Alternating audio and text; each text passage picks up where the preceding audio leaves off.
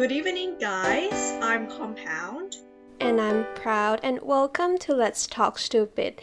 And today's episode is very special because we also have a guest again. Yay!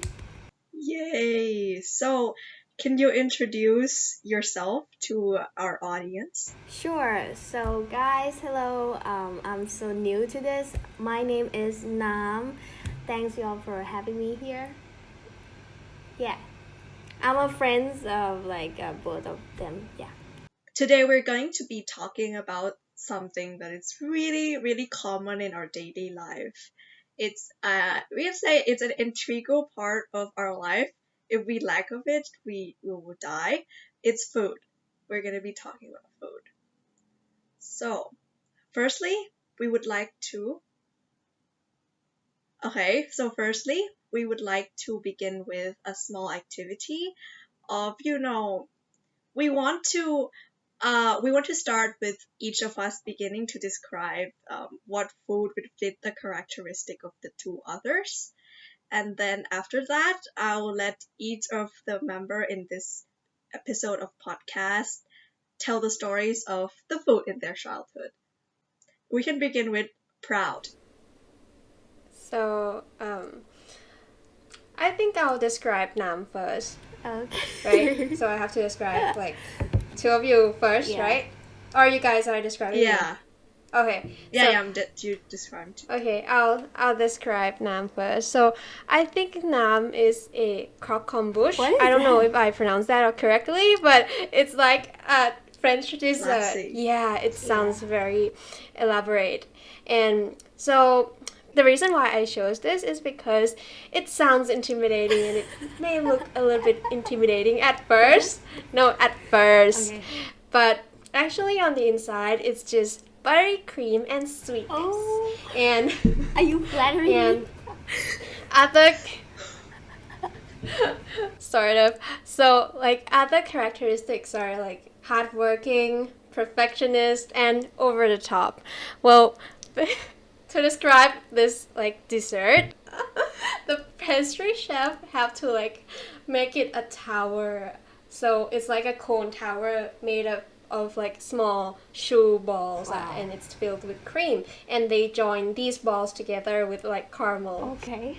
They actually have the name of the ball. It's called profiterole Wow, cream that's lots of or details. choux à la crème. Okay. Okay. Is that even a word? I would describe it as Okay. classy. Wow. Fits to Nam's Classy. personality Wow. and social status, right? Thanks for that. It's such a compliment.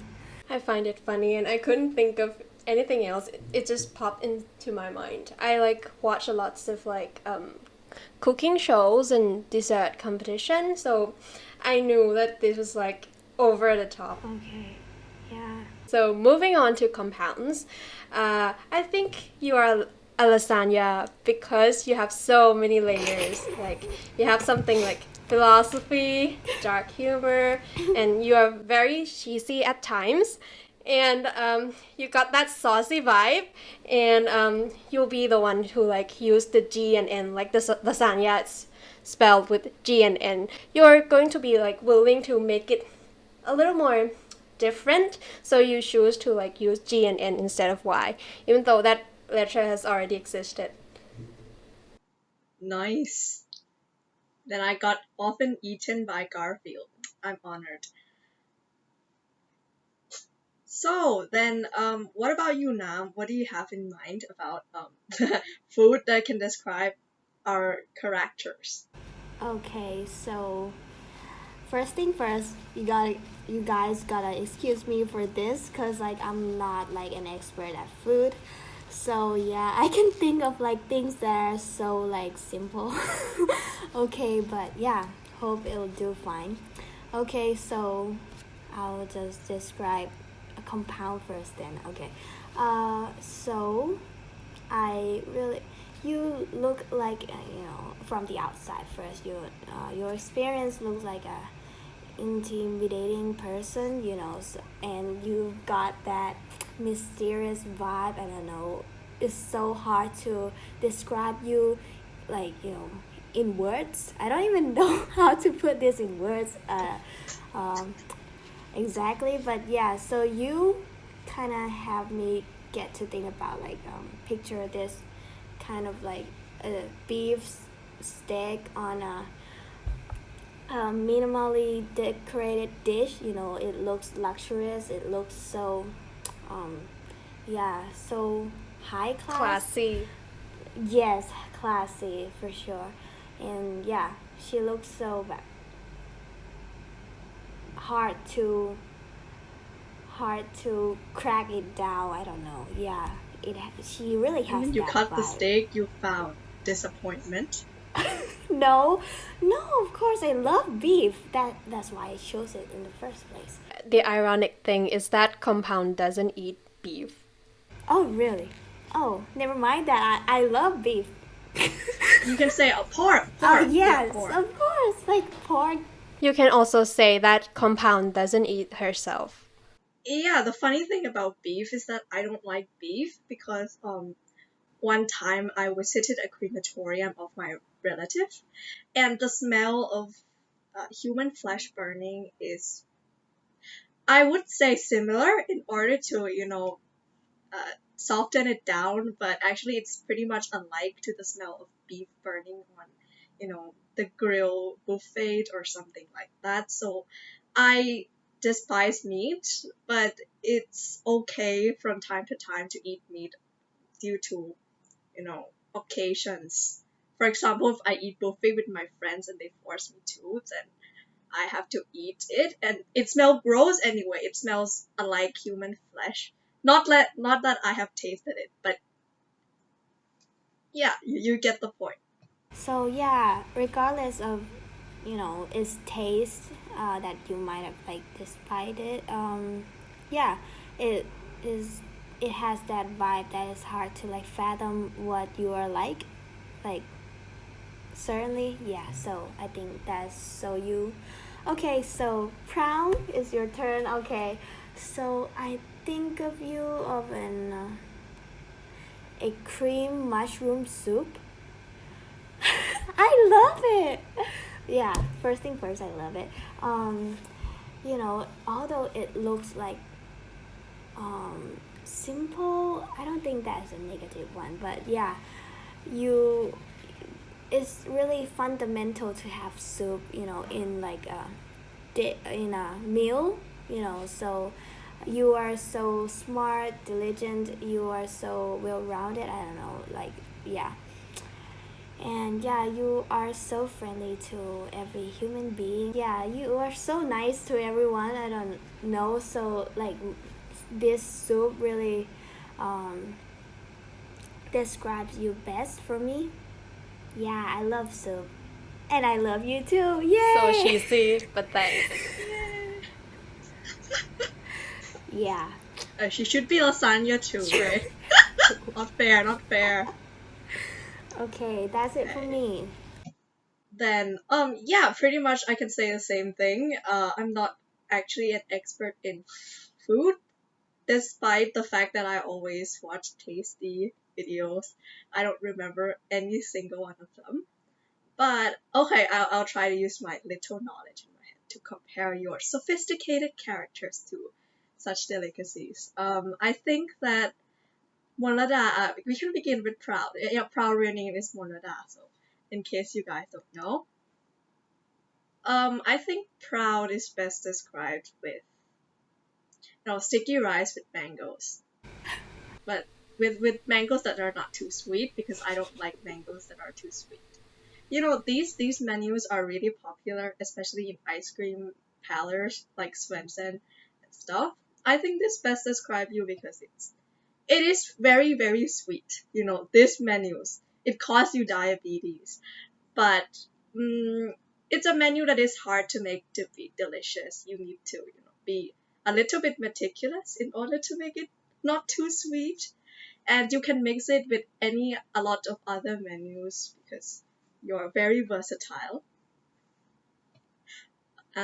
Yeah, and I think that you are a very sweet person as well. So sticky mango rice, there you go. Thanks. Wow. And for now, I would like to begin that. I've thought of you. Okay, which food do I describe? Maybe water, because it's what your name means in Thai, right?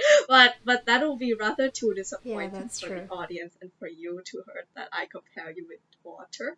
So predictable, right? So I'd compare you with something like, soup, which is similar to water. I would compare you to, tom yum goong, because this is a very common dish in Thai. It's not that weird. I want to use Thai comparisons because I run out of ideas about foreign food. So Nam is like tom yum goong because you you certainly has a lot of spice in your characters. Like tom yum goong is often described as something that is a little bit eccentric at first when you taste it, right? When you are foreigners and you taste tom yum goong, you're like, well, this is weird, but I like it. Well, you're not weird, but you're special. You have some traits that it's very remarkable to me. And you also know it or not, she's the first one to introduce me to the word superficial. Well, I don't know what that means when I was M4, and now I know what that means. So thank you. You're not superficial. Don't worry. That has nothing to do with you. And also, I love you guys both. Sticky rice with what with mangoes and my tom yum goong jam. Oh my gosh, Okay, so sweet so of you. yeah, that's cheesy. Yeah, yeah, we end like everyone's with like a cheesy word. Of course, because you guys make it cheesy. So if I don't, I'll sound cold. Okay. Okay, so we can tell the stories of the food from your childhood that has remained in your memories throughout your 16 years or 17. To be honest, I forgot to think of this. Sorry. Oh, you can think of it instantly right now, and we can begin with. Okay, that's a bad idea to start it with me. Okay, so Well, you started with me, but already I've chosen you. okay. A dish from my childhood. I've been living my life for like 18 years already, and I don't even know like what my special dish in my life is. Okay, but I do love fried rice without like there gotta be no vegetables in it, and with like a it could be like an omelet on it. Yeah, that's so specific. I know, right? Yeah, I love it since I don't like vegetables for sure. That's why I don't order it with vegetables in it. And I love fried rice since it's just so good, delicious, scrumptious. Oh my gosh, just on point. It could be simply made by like restaurants at like any places, but it's so hard to make it that delicious. So, and with like an omelet or things like that on top of it, it just makes it more splendid. Just like spices it a little. So yeah, I think that would be it for me. Yeah, yeah, classic, right? Yeah, of You course. say like Ratatouille movies. It's like what your mom cooks you, and you taste it, and suddenly you're flashed back into your childhood. Okay. Yeah, we can continue with mine first as we give Proud time to think about her childhood, as I'm sure you have one. Um, what I like the most about my childhood it's not what I like the most, but it's what struck me the most. Um, it's noodle. I know it's classic, but in Thailand there's special noodles called ratna, right? So the noodles are very thick and no, not that thick, but it's very wide. It's very wide. It's kind of like some sort of pasta, but I don't know what's that called. Um, yeah, I don't know. So it struck me in the childhood because I study in primary school in a school that has a very bad cafeteria. I would say that. I mean, the school means well. It funded a lot to the cafeteria. The materials are all claimed to be high quality, but the taste is um it's very bad. And me in the childhood, I really really hate to have lunch. so I would hide food away from my teacher and all that stuff. But on Patom 5, I was with a very strict teacher who keeps a very close eyes on like every student. And then comes this sticky noodles, which I normally hated. It's not a new thing. I know I gotta swallow it whole. As when I was like, observing my food carefully, I found a spider in it. And it disgusted me from that day to today. I still don't want to eat that kind of ratna again. But you know what? You know what sucks the most? I still have to take out the spider and eat the entire plate anyway. And it sucks really hard, and I still remember it. I still remember that dish is like yesterday. That's quite traumatizing. Okay, so, uh, well, I've come up with a story. I actually told Nam this. It's a very funny because when I was very young, like before I could even read a restaurant menu like properly, I would like blindly guess what the menu is and just pick it, like just look at the pictures and guess what it was. And so there was a time that probably my parents or my siblings ordered cheese sticks, and I loved it. It was amazing. I like loved it, but I didn't know what it was called, and I don't know how to order it. So like every time we go to a restaurant, I would like pick something that looked like fried, and 90% of the time it will be like fish sticks instead of cheese sticks. But I never complained to my parents. Yeah, I just ate it like every single time, like a little bit disappointed in myself that my guess was wrong.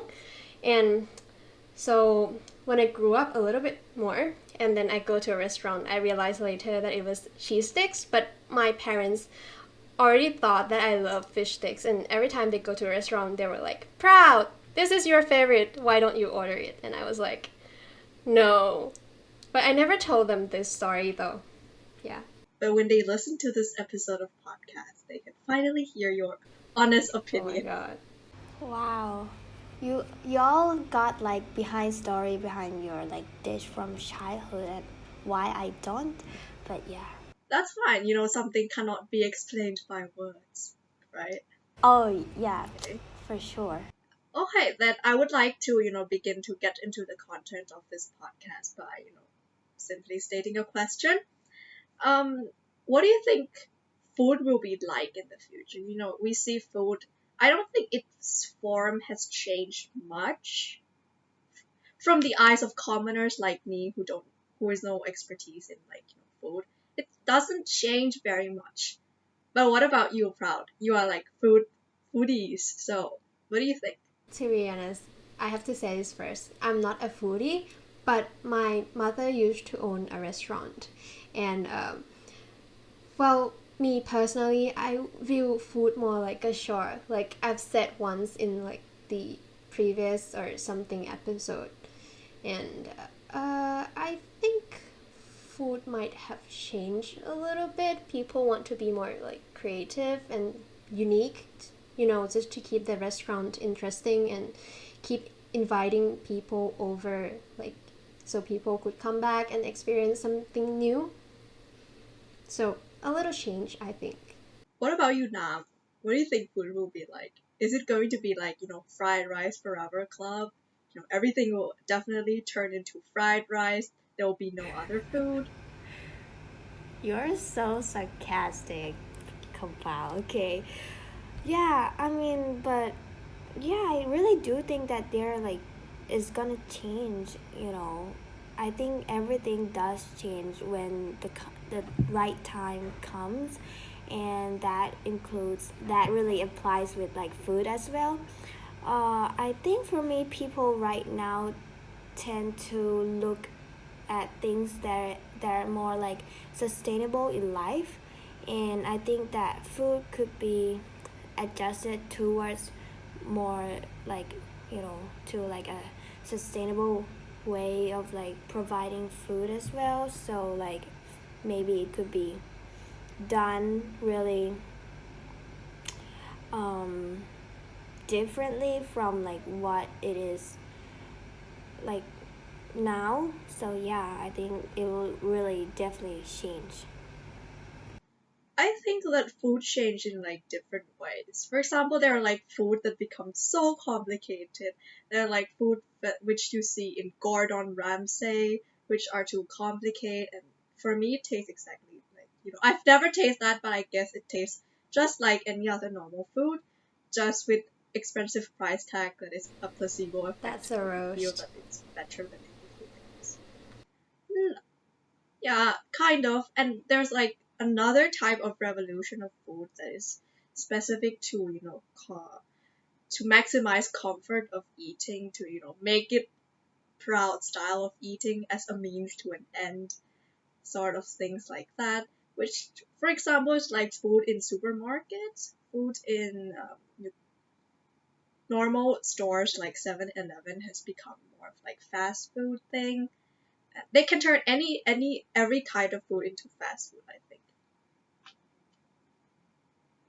So, but more on like sustainable food topics. What do you guys think about it? Like, people have trends these days, right? To stop eating beef. It's my favorite trend because I hate beef. So there's like friendly meat called. Have you heard of it? What was it called? I think veggie meat, I'm not really sure, but mainly like scientists are trying to make a meat out of like plants and make it taste like typical meat. And I've mm, I also have heard of another technology. So they basically use leaf scaffolds. So they use some chemical to like clean out all the leaf cells and leave only just the scaffold, and they will like draw blood from a living cow and just sort of place the cells of that living cow into the leaf scaffold to like create meat. So you can theoretically eat meat from a living cow. Oh, that's creepy anyway. Like, Yeah, but I've heard like another story. Like, I've heard that some really want to make healthier meat out of like animal cells instead of living animal. Yeah, similar to you or Sprout. oh yeah, the story about people growing cow cells in cow's placenta, right? And they got like a chunk of meat that doesn't taste very good. So they decided to switch into plant-based meat instead. And in plant-based meat, there's like innovations that they invented. This kind of fake blood. It's called heme or something like that. It's consisted of substances similar to hemoglobin, Uh-huh. and then they inject it into the plant-based meat to make it juicy, like Doja Cat, sort of like that. I hate your gestures. Yeah. So it's pretty interesting to see what they can do to meat. If it's plant based, then I might consider eating it. What about you guys? Would you eat it if it's plant based? Yeah, definitely. I would try some of it. If it still tastes like the exact same, like typical meat, kind of meat like that, I would definitely like love to have that in my everyday meal. There was actually a video Mark Rober did with Bill Gates. So he gave Bill Gates like veggie meat. So it was like plant based and didn't tell Bill Gates. I guess that it was from plants, like all from plants. Quite fascinating. And a funny thing that I think I told Compound this, I'm not sure, but I might want to be a vegetarian in the future. Wow, what a resolution. It's not a resolution yet Yeah, if I don't know. she haven't done it, but I appreciate Okay. the effort of trying to make the world a better place. But there's like another alternative to this story. It's like, well, to conclude this alternative shortly, it's like eat cockroach. So yeah, basically there's too many insects in this Oh. world, especially cockroach. So there's like a farm in China that make they keep cockroaches as like living stocks, and people are into that. No. We are into crickets as well. Like So Thai people gross. eat crickets, and like a giant spider which is called bung. Not me though. My father says it tastes like crabs. Not like crabs, like yeah, like crabs that is eatable. Oh, Yeah, okay. not The crabs. orange crab. I thought it was Crab. something else. Yeah. Yeah, right. People are just too weird sometimes. Insects like have relatively more proteins than normal meats, so Yeah. it is kind of like there's arguments going on about it's being better than normal meats or not. But cockroaches are gross alternative. Please do not have that. Like, just go have meat. But maybe from like the investor or the farmer's point, they need less resource with like and they produce higher protein. So maybe from like that point of view, it makes sense. But yeah, it's still gross from my opinion as well. I mean, there are like lots of like species of insects they are living. I see. But on the contrary, these cockroaches are raised very clean.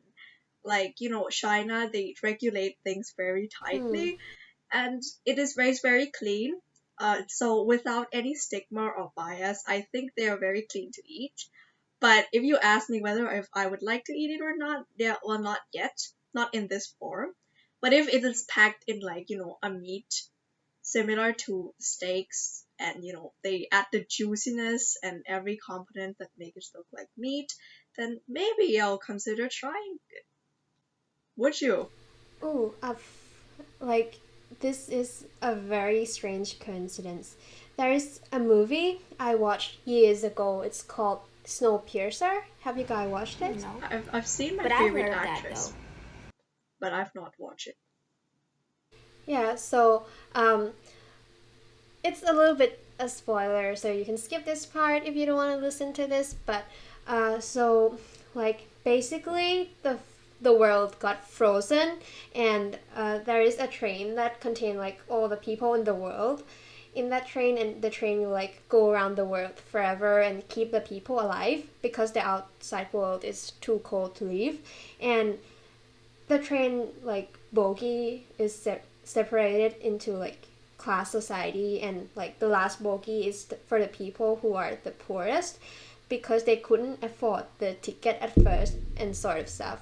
And so the people from like a first like the upper bogie, that's what I would call them then, will have like the meal they want to eat, and but the people in the last bogie have to eat like a block, sort of jello, brownish jello. Think of it as like xiao guai, but it's huge blocks of that. And they never knew what it was until it was later explained in the movie that it was the cockroaches from like the upper bogies that was crushed and That's compressed into that. insane. Oh my gosh, block. that's so mind blowing. Wow. At least it's not corpse. Cockroaches are okay. It's better than eating corpse. Yeah, corpse. Why would you consider eating If you corpse? put it that way. No, please don't do that. Please don't compare it to corpse. Well, just talking about, changing insects forms into something that looks really more eatable, it begs the question that if this is a little, trigger warning, so you can skip this part. We'll be mentioning cannibalism stuff, and you guys as well, trigger warning, but you're too late. You're too far deep into this. So like it begs the question whether if meats are served in like pretty plates and in your favorite menus as kaupat, as fried rice, if the meats was humans, would you eat it? If you don't know, and if you know afterwards that it tastes good, would you eat it? But to be honest, if you don't really know when you like after you've eaten it, and for me, if I realize later, I would be like so disgusted by it. And well, I've heard of like a Thai movie called ลูกชิ้นเนื้อคน basically like a human pork ball.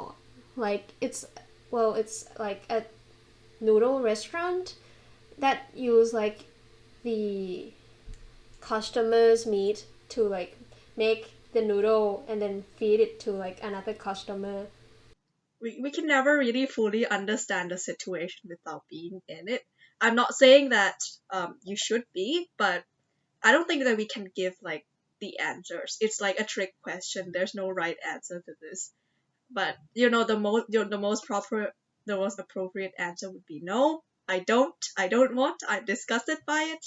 If you say yes, I'll immediately call the police to arrest you if there's a missing person case. But cannibalism is nothing weird. The word cannibal actually comes from when Columbus, discovered a new continent, and then he told the queen that there are a lot of friendly tribes, and there are also tribes that I don't like, which are tribes that eat people. And later, the native people fail to find Columbus gold that he needs, so he start accusing people of being like, meat-eating tribes, and make the queen order that he can execute them. So yeah, it's pretty tragic. But also people eat corpse, to be more precise. From the What? ancient time. Yeah, there's like a pill called mummy. They took the mummy from Egypt and then they, use a little parts of it and make a pill. They can use it to rub into inflammatory places. They can drink it with water, with cha, or anything like that. It's pretty popular that if you search into like a herb directory, you can even see that there's a name of mumia in there. And it's very popular that mumia from Egypt runs out, so they use European mummies instead. People were very weird. Oh my And there god. are also traditions of Chinese people to this is a little bit disgusting, but it's tradition, so I wouldn't say anything much about it. When you have a child and you are sick, your child would give you a piece of her thighs. It rhymes. So your child would give you a piece of her thighs to you. It's like returning your flesh to your own body and like that stuff. And if you eat it, you are promised to get better. Oh. Don't try that. I don't know whether it actually worked or not. It's like a tradition. And there's also traditions of people in Papua New Guinea, if I'm being precise. When somebody died, you eat their corpse. If your ancestor, if the Papua New Guineans ancestor dies, they eat their ancestor corpse in order to, remains the flesh. And it is not a tradition or anything.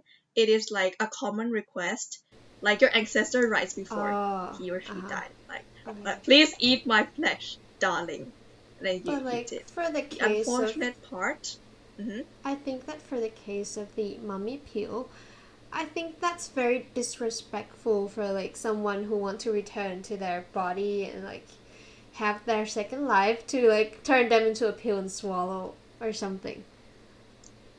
Yeah, get a load of capitalism. People do everything for money, literally. It is sold as like, a common drug. It's as I remember it clearly, it's nothing weird at all, and people have not been very PC in the early days of history. But also like the eating ancestor thing, it unfortunately triggered a spread of disease because in corpse people died with disease, right? No So yeah, doubt. when you eat your ancestor corpse, it is, yeah, no doubt. Oh my gosh. Actually, I've heard of like eating your own offspring in nature is also common. Like for hamsters, when they get stressed out, they will eat their offspring. Like because it makes sense like from an evolutionary standpoint because well, if you're stressed, it means that like the environment is not suitable for you. So there are more chance that your baby is going to die anyhow. So just Eat it. eat your baby instead of like letting other predator Eat. like eat Oh your my babies, God. and you may have like more chance to like Thrive. produce Oh. new set of offspring. Okay. Wow. But I think that this episode is like the darkest, but the title seems to be like So far. like the title seems to be like very cute, very like Yeah, food. common. It'll be like a light topic for Yeah. sure.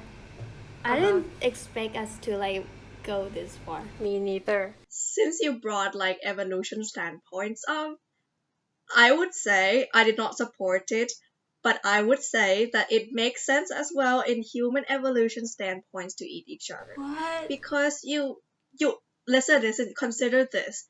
There's overpopulation since like industrial revolution, right?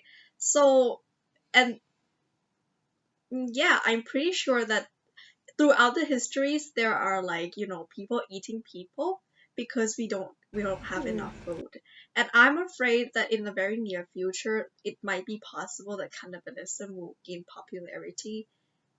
There Cannibalism exists, we all know that, that's no secret. There's like Yeah. in dark webs and websites, right, like that. But I think that it might gain momentum when things got really dark, they got really I hope bad. not. I hope not. Please, I still have hope in humanity. But yeah. Oh my god.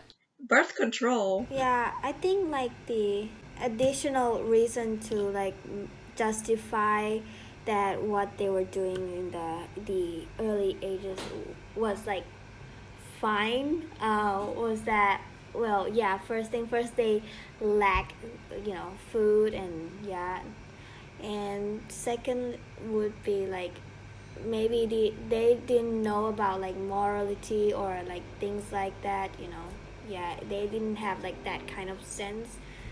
So but I think like people in these days should know that, and we I don't think cannibalism should happen again ever. I don't know.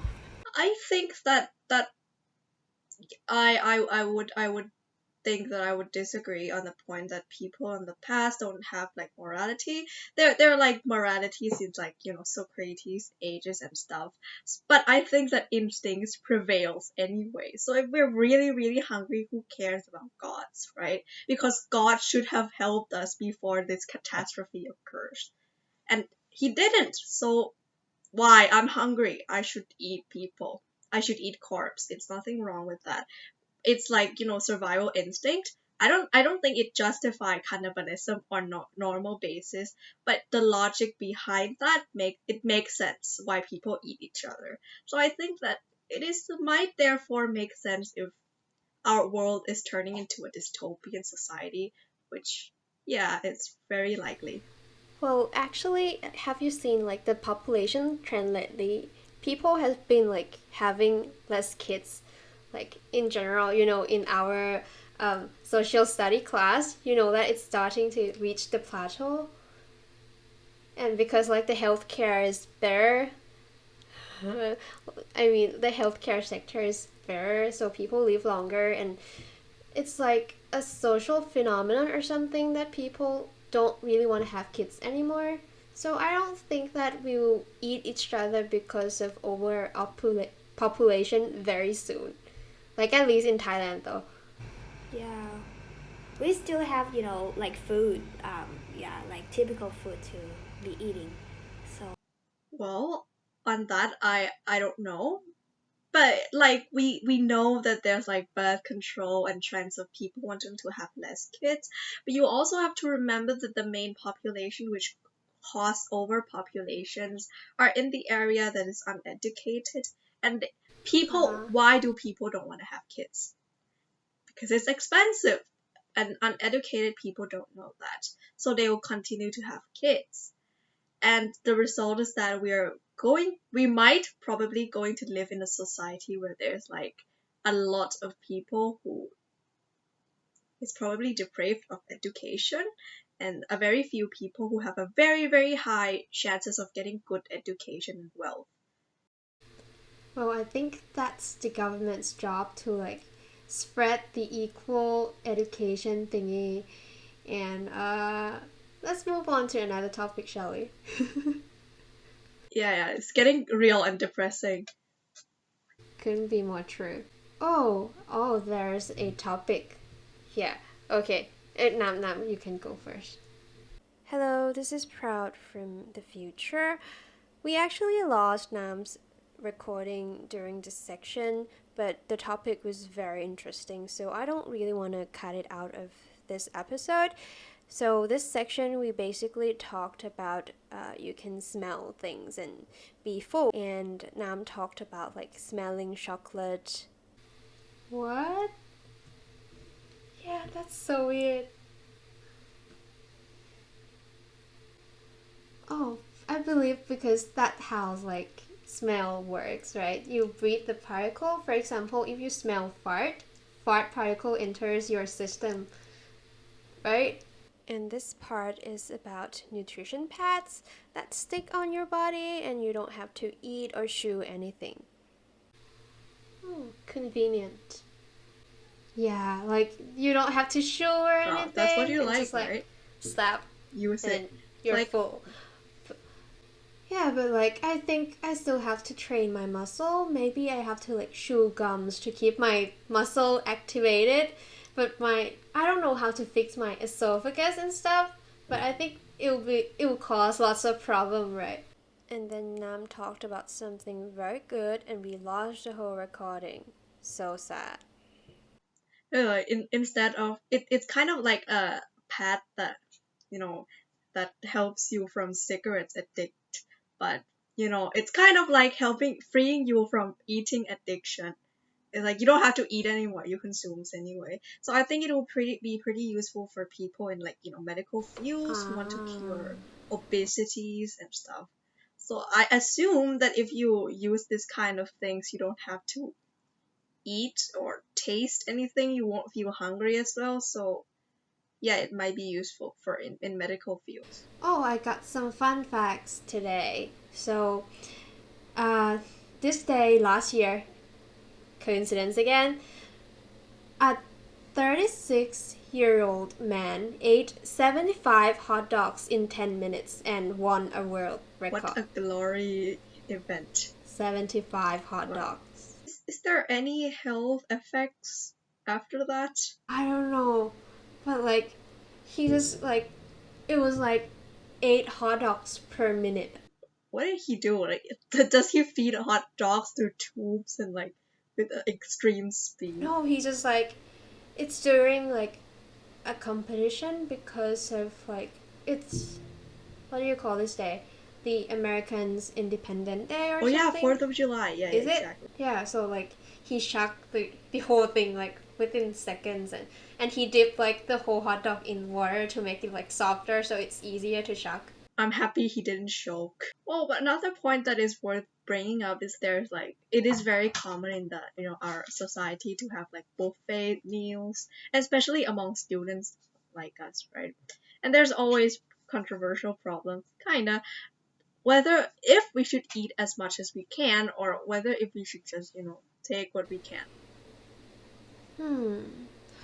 Well, as I've said earlier, my mother owned a restaurant, specifically a buffet restaurant, and she has told me so many times that like the restaurant has already calculated everything, no matter like how much you eat.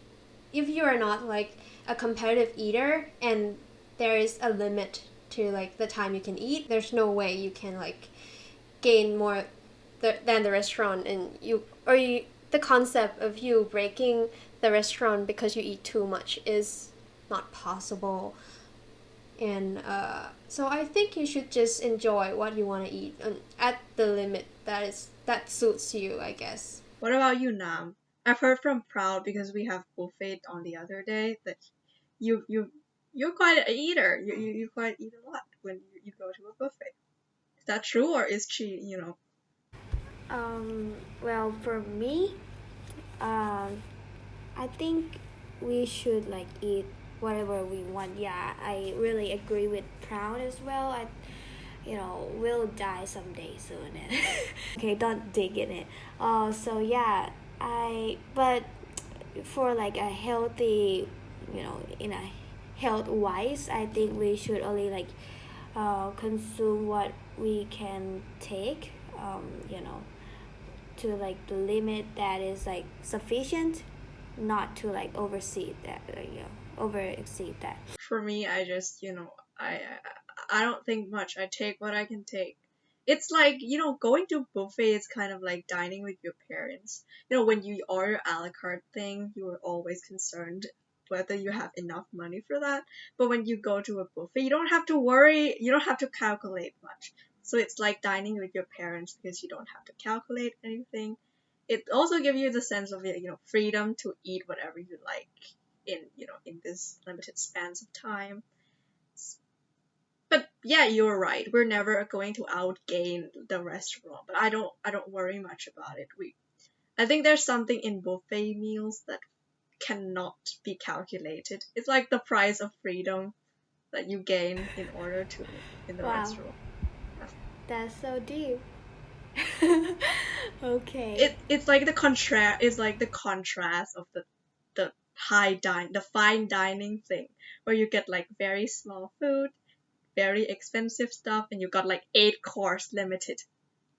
So yeah, I would like to leave a last message, and maybe you guys should leave a last message to like our audience in this episode, because we've talked about a lot of dark things. We would like to leave quite an optimistic ending. I think food is a matter of pleasure. It's like, something that you gain from living. It's the simplest form of pleasure. PG-13 forms the simplest form of pleasure. Yeah, I think we should enjoy what we can. We should not think too much about it. Yeah, eat it while you can. Just eat it. I was like, my ending is you guys are cheesy. Done. But I think that, well, food is a matter of like, is a very subjective matter. Do whatever you want to do with it. Like, well, I think you should enjoy food when you have time to. Yes, totally agree with that. And, well, because I think that we'll probably leave to like experience the technology of like uploading our consciousness to the cloud, I hope. And you can't really taste things in the cloud. I guess that's my guess. And it's not going to be like a physical form that you're experiencing right now.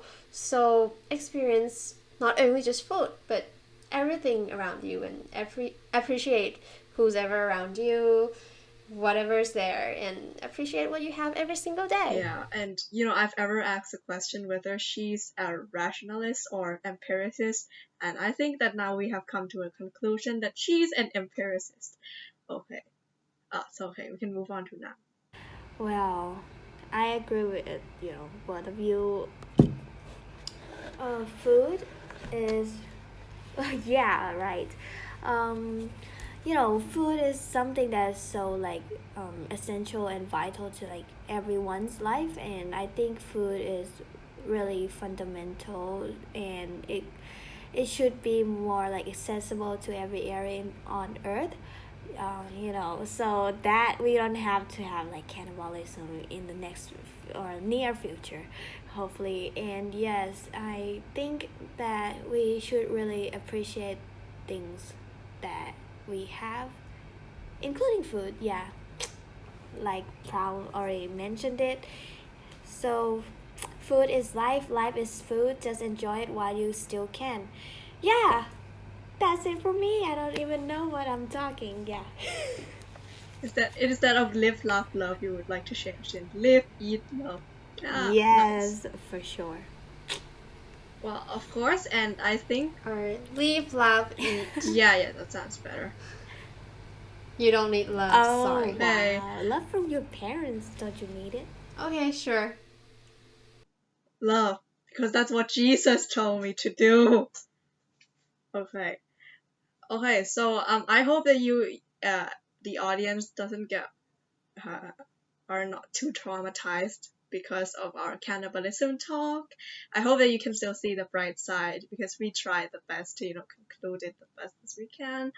So yeah, we'll bring another episode to you on the next Monday, hopefully. And will this episode be on time today? I'm not sure. We'll see.